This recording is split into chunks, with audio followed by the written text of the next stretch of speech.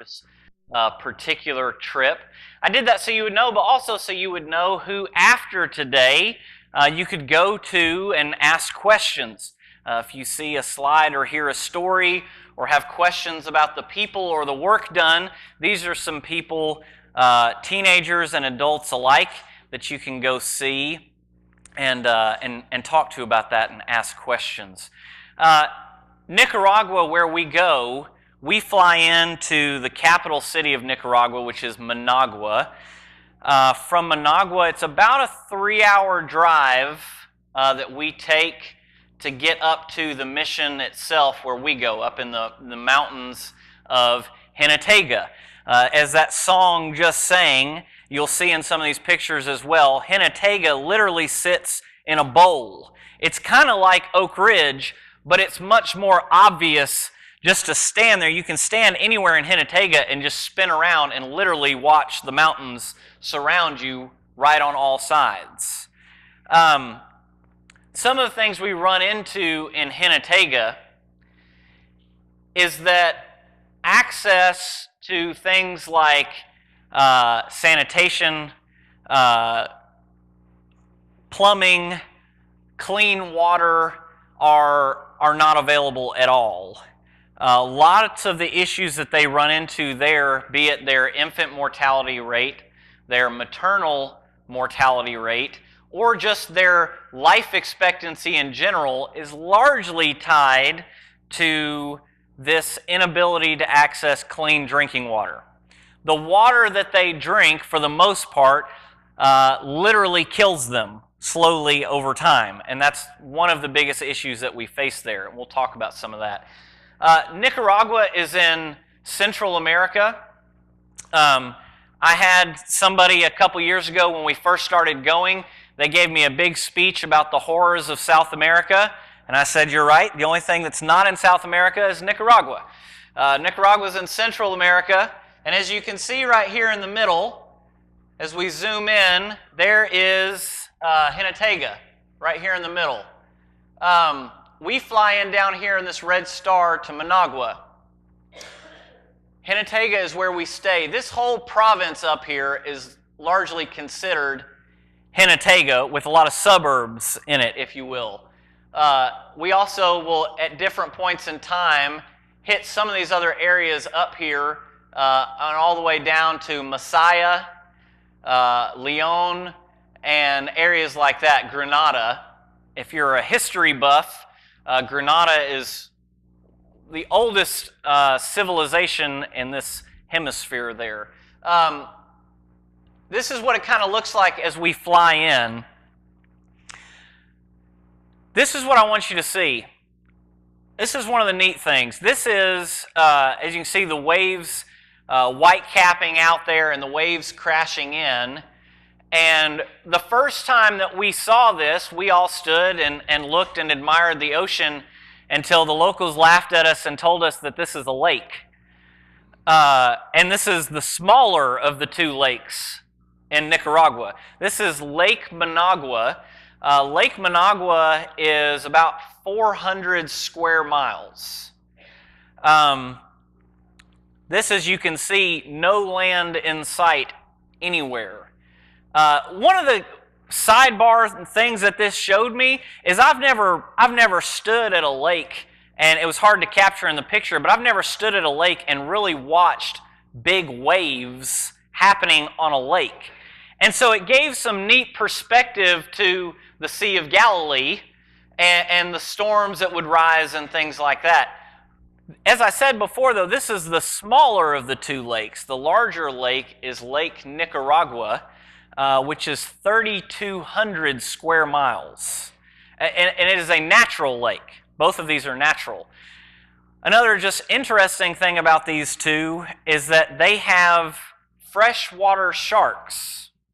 This was not a trick they played on the gringos. They actually have freshwater sharks. And there's the world's only sharks that live exclusively in freshwater. There's some that come in and out, but this is a closed lake that actually has freshwater sharks in it, which makes things a little more interesting. Our first night in country, we stay at a hotel directly across from the airport most of the time. And it is, this is one of the conference rooms they let us use, and this is Donna and Benny Baker. Donna came to see us last fall, visited with us for a little bit. They have all the groups that are coming into work that week joined together, and we have a time of singing, a time of prayer, and Sunday morning we sit there and kind of hear about what the week is going to be like, and we all take communion together before we drive up to Hinnatega. This is our flashy transportation that we take from Managua to get to Hinnatega. Like I said, it's about a 3-hour bus ride. These buses are the main transportation pretty much everywhere in Nicaragua. Every single school bus in the world that gets retired, I think, ends up in Nicaragua. And these buses will be full. You can see a couple people on top. You will pass these buses that have 40, 50 people on top, including, 3 deep on every seat inside. And this is how they get around. This is inside one of the bus, our crew as we're starting out. This is Ricardo. Ricardo is one of our translators. He's from Hinnatega, grew up in Hinnatega, actually came to the U.S. for a little while and played baseball. Played with the Dodgers and threw his arm out, and afterwards went home, and he works with the mission there full-time now. Started as a translator, and now he's taken over some of their duties. He's in charge of all their community gardens that I'll talk about a little more here in a bit. There are wildlife in Hinnatega and the surrounding areas that we do not see here. This is a bit hard to see, but that is a howler monkey. Howler monkeys are not big fans of people. That much is true from the Discovery Channel. And they like to throw things at you, usually, melons or things. Nicaragua has pumas, very rare, but they have them. They have sloth. I did not get a picture, but we actually last year saw a sloth. I had never seen a sloth in real life other than Zootopia, and I had no idea that these things are huge. And this one stretched almost all the way across the road. And it's a good thing that they're so slow because their claws are about that long. And if they could move fast, they would be terrifying. But it's like a house cat in Nicaragua. It stopped in the road and we couldn't get by, and a lady came out of her home with a broom handle and just kind of flipped it out of the road, and we went on about our business. 2 things where Nicaragua gets all of their gross domestic product. Everything comes mostly from 2 things: coffee and bananas. This is actually a coffee plant. You can barely see these little bitty green, look like peas. These are the coffee beans growing. And how they do it, I thought was really neat, because obviously they don't have access to technology and things there. These are banana trees. And they plant their banana trees right over top of the coffee, because coffee requires different amounts of shade in the different growing process. And so the banana trees are used to shade the coffee, and then when the coffee needs more sunlight, they climb up and they use a machete and they trim the big leaves off of the banana tree to provide different levels of sunlight during the growth. But that's where they get most of their money. This is a banana tree here. You can see, for the silly people like me, I didn't ever realize that bananas grew up. I always assumed that they grew the other direction. So this is what they have, and this is where all of their money comes from. They are one of the world's largest suppliers of both bananas and coffee. This I took a picture of just to show. This was kind of a stark moment for me. If you can tell what this is. Anyone know what that is? It's trash. It's trash.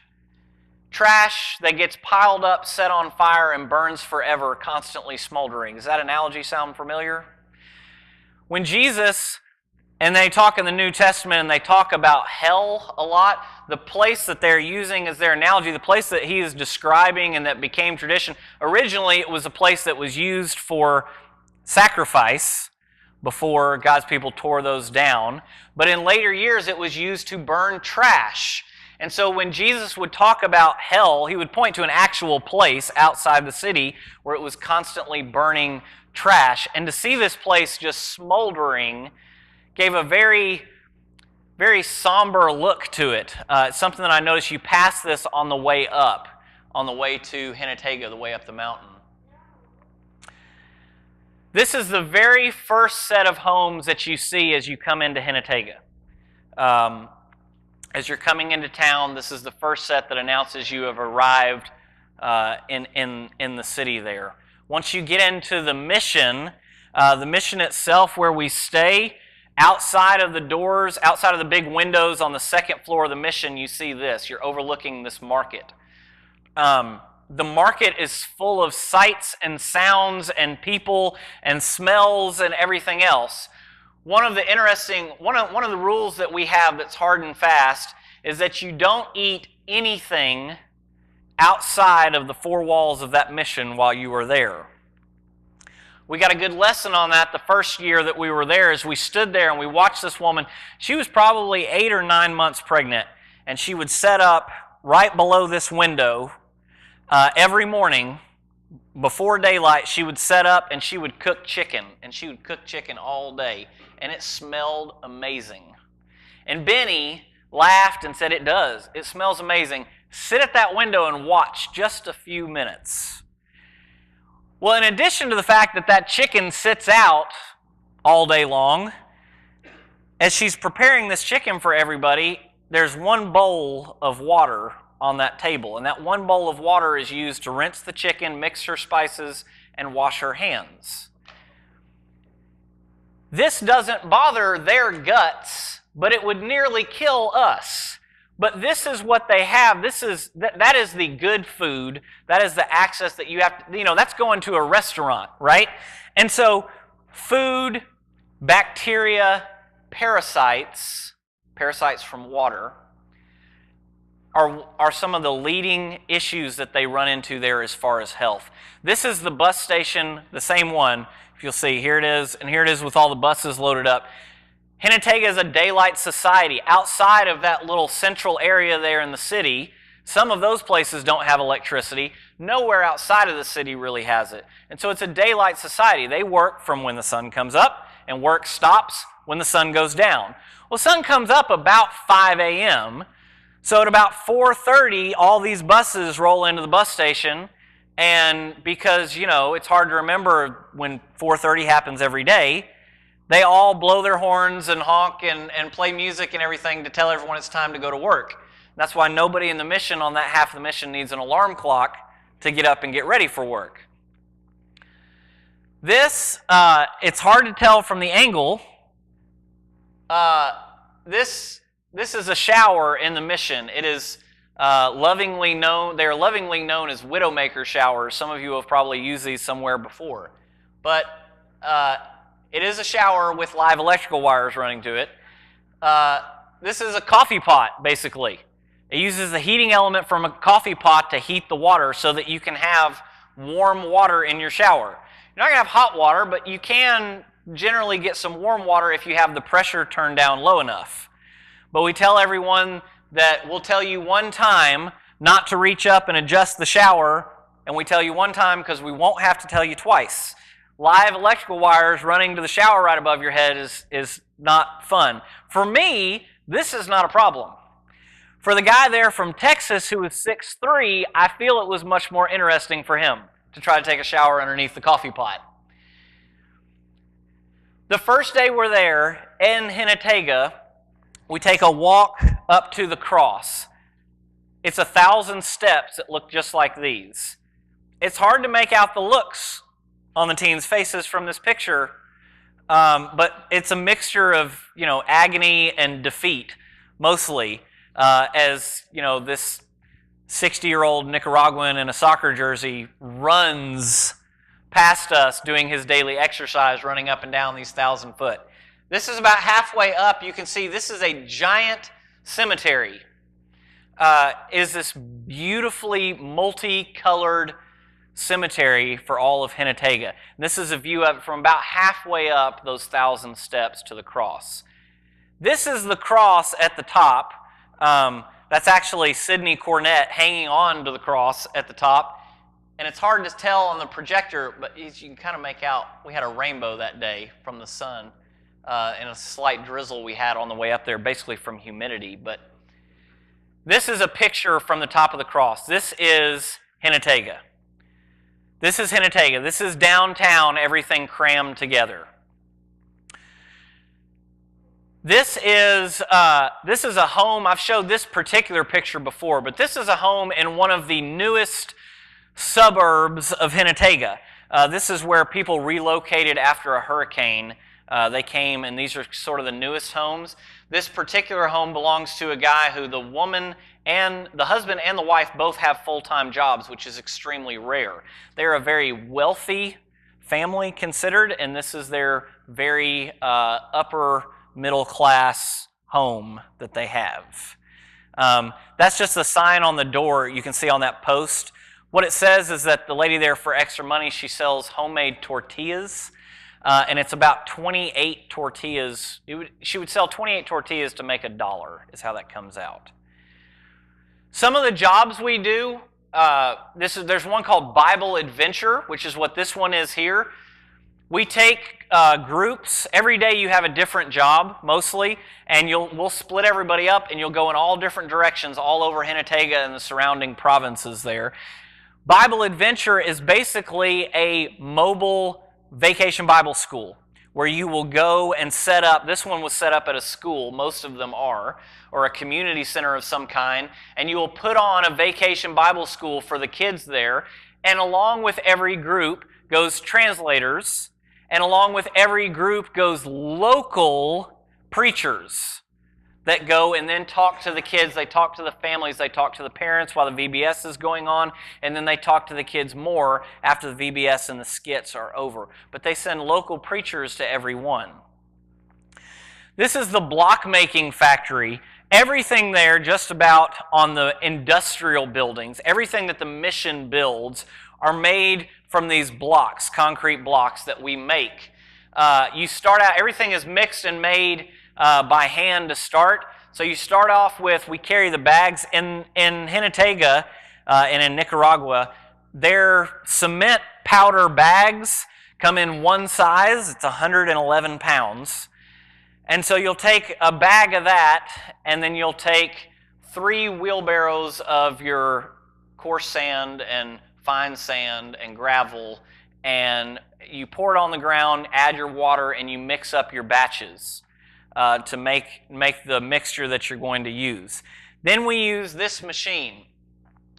This machine, as you can see, there's kind of a form. All it is an agitator.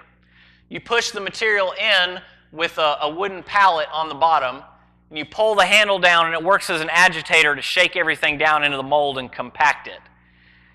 When you're done, you pull them out 3 bricks at a time like this. You lay them out to dry, and afterwards you stack them. Here, as you can see, we had a good week. We stacked a lot of blocks. It takes about 300 of those blocks, roughly, to build a latrine, which is a big project right now. Obviously, there are no bathrooms. Even an indoor bathroom is still just a latrine. It just happens to have a roof over it. A latrine ministry is going on right now, and it takes about 300 blocks to build a latrine. It takes about 600 blocks to build a small house for someone. This is a church. Hey, David, would you do me a favor? Would you run the sound up for me? Sound from PC. This is a church that they're building right now. We were working on this.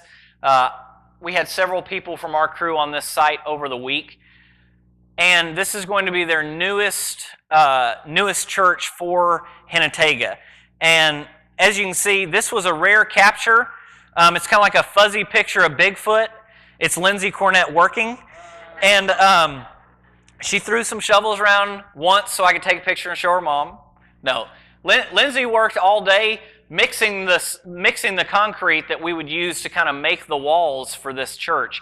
And so you make rebar forms for everything, and then if you're me, you stack blocks up so that you can get high enough to hold it, and then the bottom block that Lindsay may or may not have made crumbles underneath, and you drag your hand down the rebar and cause lots of problems. But But you make these rebar forms. Now, one of the things when you're making the rebar, you have to have special, these rebar squares to hold everything in place and to lock it in. Well, there's no Home Depot, and so, let's see if this will start, maybe. Maybe. It's not going to do it. That's a shame. All right, I'll put the video up online and you can see it. But one of the guys that we work with, Manuel, he takes a piece of rebar and he has a 2x4 with nails stuck in it in a pattern. And he'll take that piece of rebar and he'll stick it down between the nails and take a pair of pliers and he'll turn it. And then he'll move it to another set of nails and turn it, another set of nails and turn it. In about 20 seconds, he makes these rebar brackets from moving it out of this 2x4 and nail mold that he's built to use this. And then you set up your forms and your wood and you pour the cement inside like this to make your walls.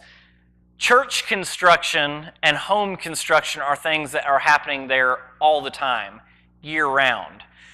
This is just the site itself, a wide-angle picture of what the church is going to look like. The preachers there live in the church building.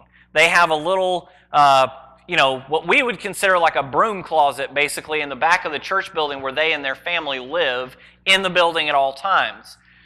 One of the things that a lot of the money at the mission goes to are the mission. They build all these churches.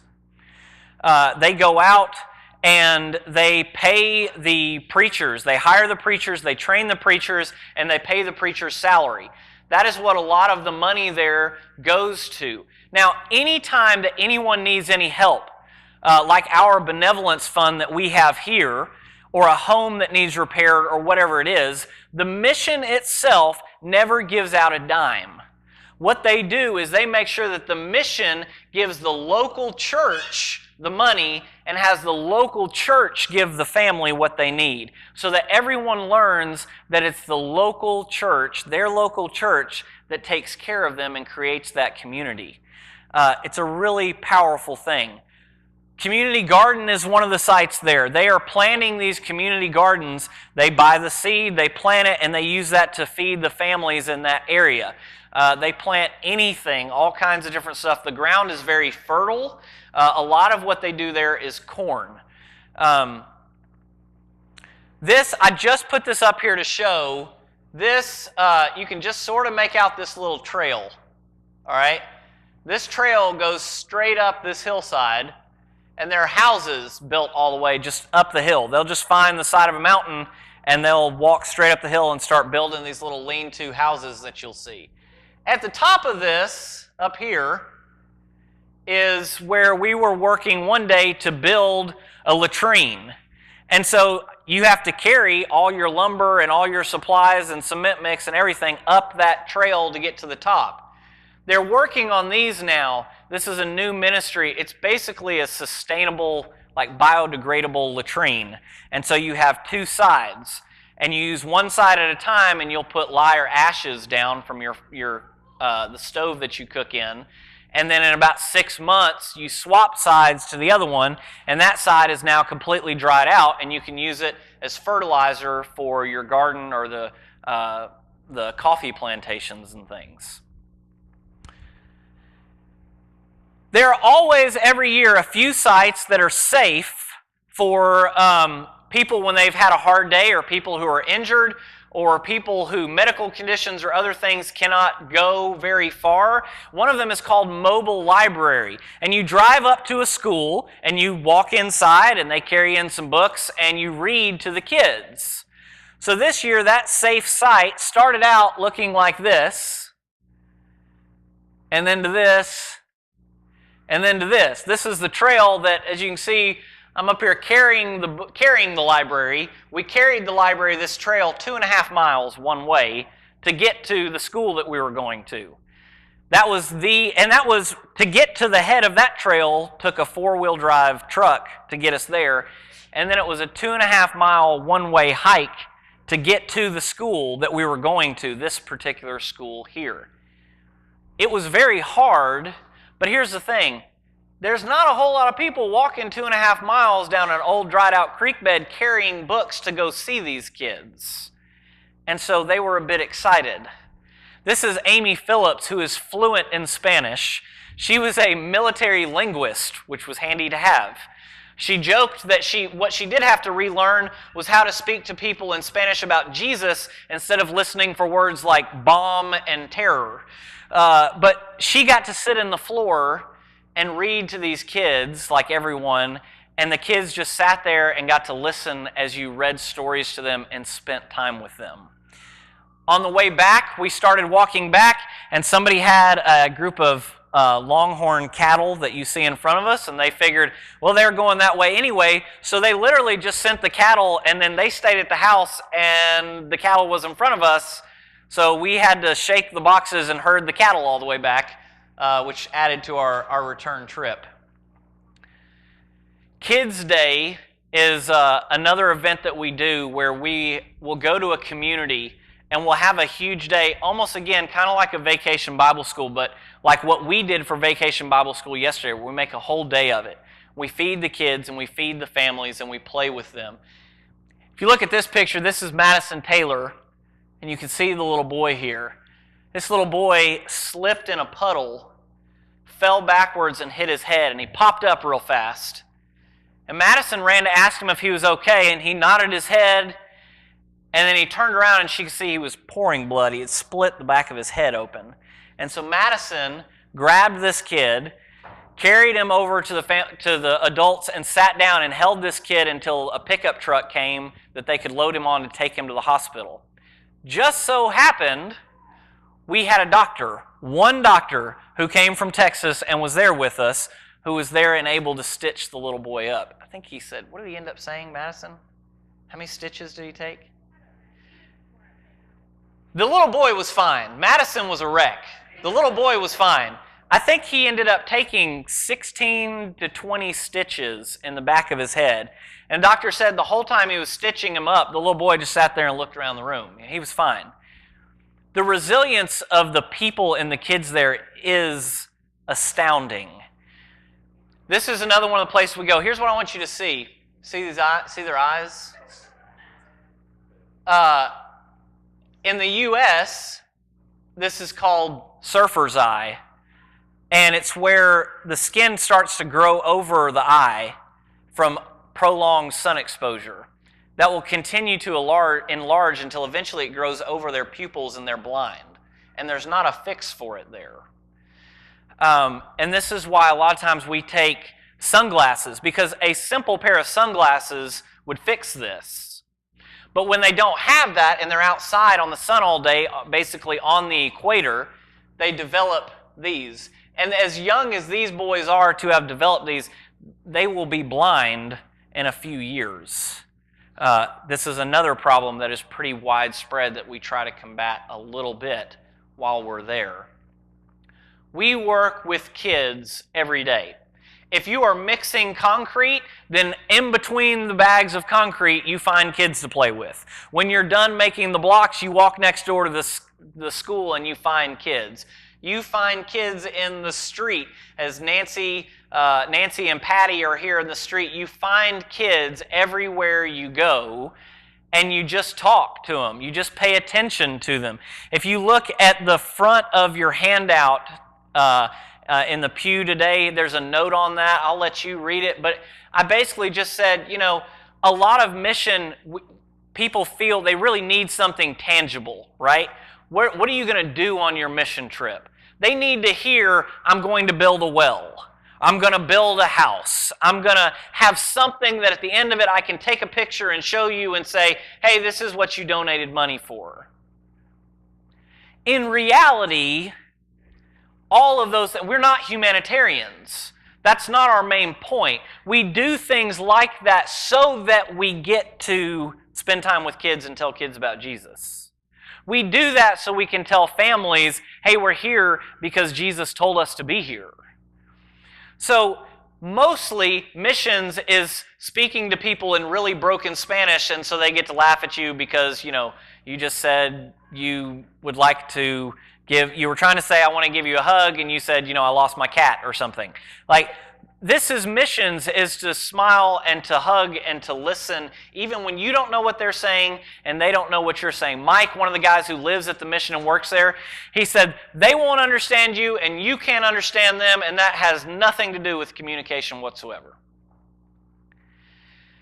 They get relief containers. This one happened to come in randomly while we were there. These are shipping containers literally on a boat, the big giant corrugated metal shipping containers. Stop Hunger Now is a group that sends these in. These are soup packets. And the mission has worked with the people who dehydrate. It's dehydrated soup mix. They work with the companies who actually do the dehydrating, and then they work with the companies who ship them, and they can get these in. It's thousands of dollars to get them in, but once they're in reality, the number of servings they get these down to about a penny a serving. And they have given out untold number. I think Benny said 3 million servings of soup over the last 19 years that they have been doing this. And so we unloaded the shipping container and stacked them in to literally feed the hungry there. You clean and you paint churches, you paint schools. Every day is something. This is in between work. Jackie throwing a baseball with a kid. Tony, it made it to him. It did not hit the ground and roll to him. And I had to take a picture because I knew Tony would not believe this. Jackie playing baseball with a kid in the street. Baseball in Nicaragua has now surpassed soccer in a Central American country in popularity, and baseball is getting huge. So we now are starting baseball ministries there and going and coaching, local kids that, the groups will come in and work with them on their little league. But the kids and the families are why we're there. Kids like this little girl and this little boy here who have nothing. They have no food. They have no water. They have no clothes. You can't see. I took the picture here because this girl, and this was every day that this girl, she had a muddy brown pair of panties, and that was her everyday wardrobe. That was for anything and everything she did.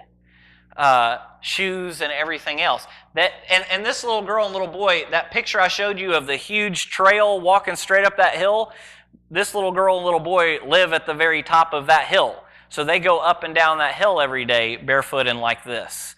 This is why we go, so that we can meet some physical need of theirs, so that we can then tell them why we're really there.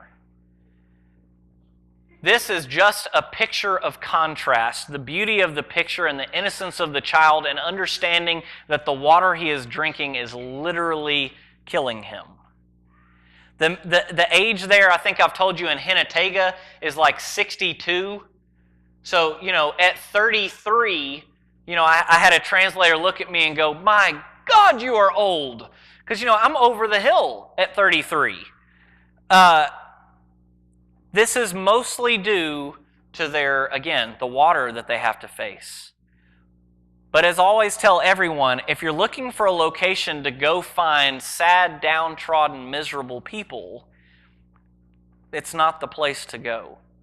Because the people have not temporary or propped up on environment happiness, but the people have joy. And we get to go and travel and see the groups. It's one of the last ones I want to show. If you can see this wild contraption this guy's carrying, looks like a Martian ray gun. This is what it looks like when he comes out of a house. He is spraying for mosquitoes. And they have these guys, and they go inside every house, and they have to let them in. If they don't let them in, they get fined by the government. And so there's a house behind that big cloud of smoke. He goes into a house, he fills the house with the smoke, and he comes out to kill mosquitoes. Not for malaria or Zika, which aren't actually in Hinnatega, but they have dengue fever. And what he's spraying in all of the houses, Kevin and I could smell it. And so I went and I asked a couple of the guys what it was, and it's basically 90% vaporized diesel fuel and 10% permethrin mixed in. So it's basically just diesel fuel that they spray in all the houses to kill the mosquitoes. Dengue fever is there, and what they run into there is if you got something like that in the U.S., it's no big deal. You have a horrible flu. They said it's the worst flu of your life for about 3 weeks. Nothing you can do to prevent it, nothing you can do to treat it, but you just have IV fluids. Problem is that they live so far away, and your first symptoms are like 101 fever and diarrhea. Guys, that's called normal life there. And so they don't even notice it. And then when they notice, okay, this is not going away, it's getting worse, then they have to walk to the hospital. Well, then you have to walk 3 days to get to the hospital when you're dehydrated, you're running a fever, and you have diarrhea. And then if you get to the hospital's sanitary conditions are there are pigs and chickens running around inside the hospital, not kidding. And then if you get past the pigs and the chickens, they've got, 20 mosquito nets and 10 IV lines.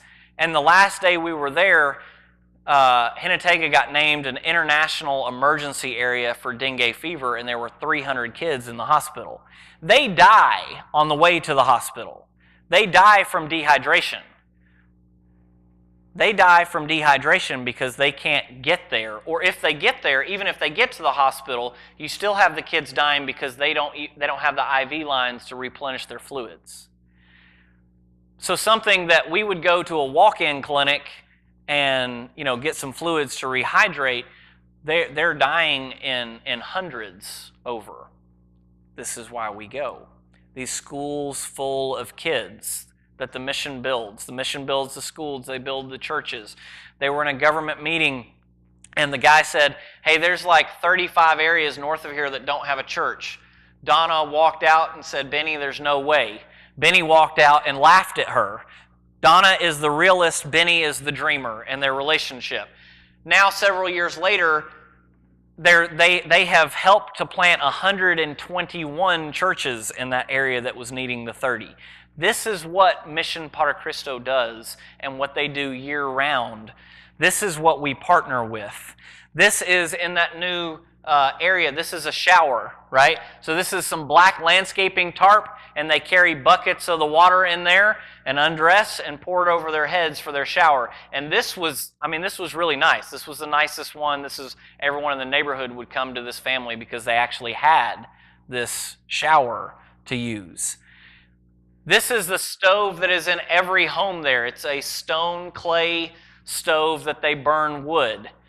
The problem with this, of course, is this is also why literally 80% of the women there have respiratory disease, because they breathe that smoke from the day they're born until the day they die standing in the kitchens. So 80% of the women there have respiratory issues. I'm going to flip through a couple of these pretty quick. This is Casa Materna. It's a maternity group there that the mission has created to work with the women, because the women come in and to give birth. And here's how this goes. This is usually how this goes. They will walk. One of the ladies there she walked 4 days to get to the hospital to give birth. She gave birth, got up the next morning, picked her kid up, and walked 4 days back. Ladies? And this is normal. And so a lot of the women, there's a high infant mortality rate, there's a high maternal mortality rate in childbirth. And so the mission has set up a group where they bring the women in a couple weeks early, because otherwise they usually don't make it to the hospital. They start walking too late and they give birth on the side of the road. And so they bring them in early. This is one of our groups, went to Casa Materna. As you'll see, there's Sarah, there's Teresa. Some of the ladies in our group went to Casa Materna and literally sat down and washed these women's feet and gave these women pedicures in Casa Materna. We may do some foot washing exercises here for our nice clean feet. Guys, this is how Jesus washed the disciples' feet. These people walk all the time on dirt roads with no shoes, and they went in and literally washed their feet. These women didn't know what to think. Here's 3 pictures to show you kind of what Hinatega is like. On our way out, coming down, this was a major highway there. There were tires burning in the middle of the road. It was a protest against the government. They had set the tires on fire. They do this periodically to block roadways to get the government's attention long enough, to be a nuisance long enough where the government will come whatever egregious thing that they're trying to get their attention for. This particular one was this town didn't have any water at all. They didn't have dirty water. They didn't have parasite water. They had no water. So they were burning the tires. You contrast that with this being scenically one of the most geographically beautiful places I have ever been in my life. And then this. Here's what I want to show you about this picture. These are really cute and really pretty trees behind them that they're standing in front of. Okay, this is our group. Now, here's the thing. Nicaragua is very poor. Nicaragua does not have access to clean water or sanitary anything, and they are, 100% below poverty line. Okay?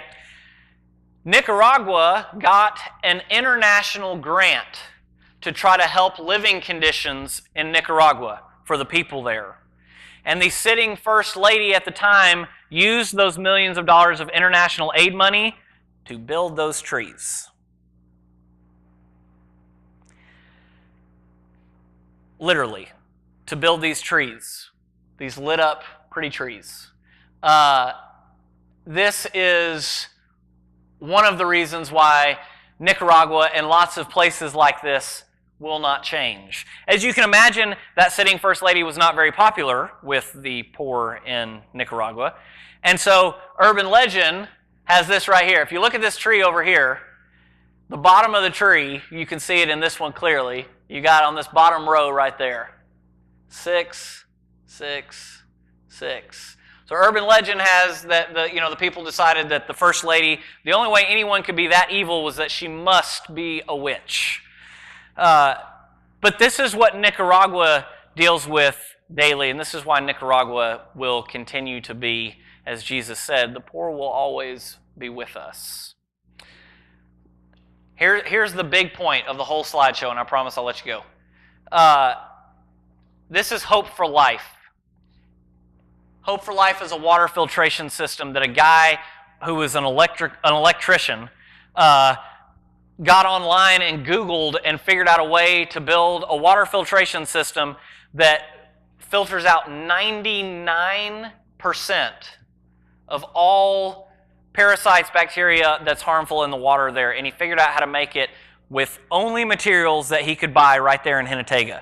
And he started installing them in houses. And he started installing them in homes there. And here's one of the problems. He started having people, of course, all of us do this, all of great intentioned people, eventually when they sponsor missionaries for a while, what do they start asking? What are you doing with my money? Give me some sort of idea on return. When Kevin and Tasha were raising money for Africa, they went to a church, and the church asked them, I need a number. How many people are you going to baptize a month? And when Kevin couldn't get it to them, they didn't give him any money. So people started getting, and they started getting worried. They started having doubt creep in. We really are just are we just humanitarians? We really aren't doing this right. We've got to figure out a way to do more. And so they went back to one of the first places they installed this water filter, and they pulled up to this guy's house, and this is what they found. Here meets the Church of Christ. This was his coffee barn. They didn't even know it was there. This guy had the water filtration system, and people started coming to his house to get clean water. And they would come to his house, and he would say, well, these missionaries built it. And they told me when they built it, they told me about Jesus and how they were giving me this clean water, but Jesus was living water. And next thing you know, this guy, Justo is his name, he farms coffee for a living and lives in this house on the coffee plantation, started preaching, and they started a church, and they hung a sign out that said, here meets the Church of Christ. They went to the next one. Here meets the Church of Christ of Tamionka. These churches were organically popping up all over from the efforts of this group called Hope for Life that were installing water filters because that's what Jesus told them to do.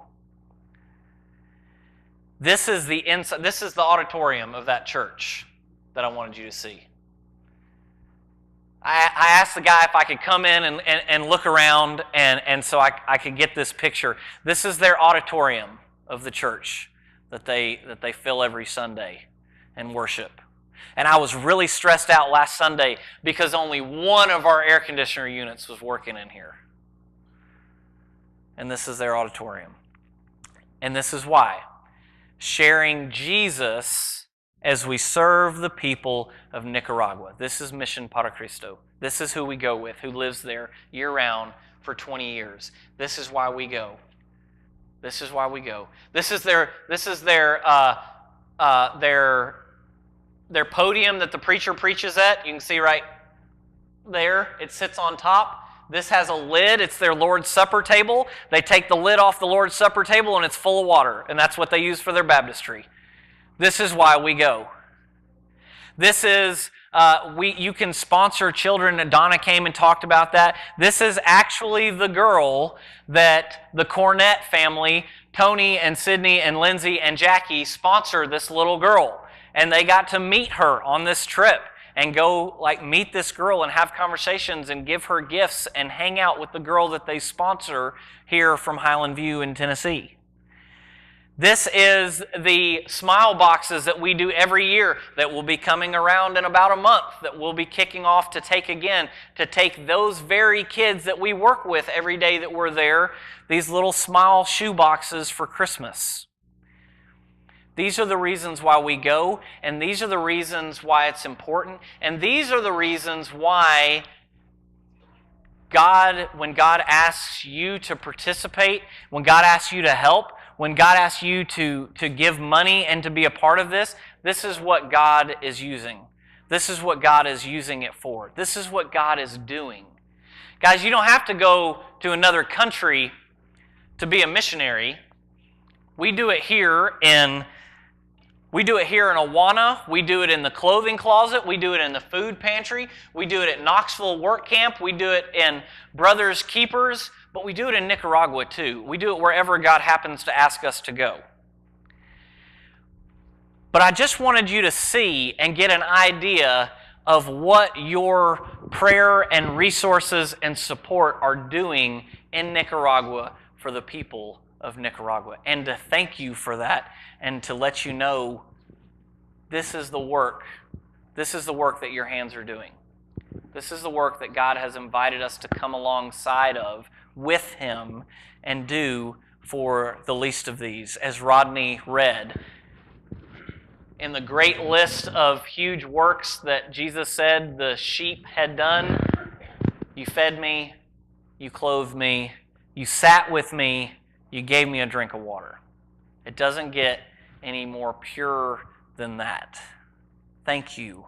Nicaragua, thanks you. Hinatega, thanks you. Donna and Benny, thank you. Those kids, genuinely, thank you.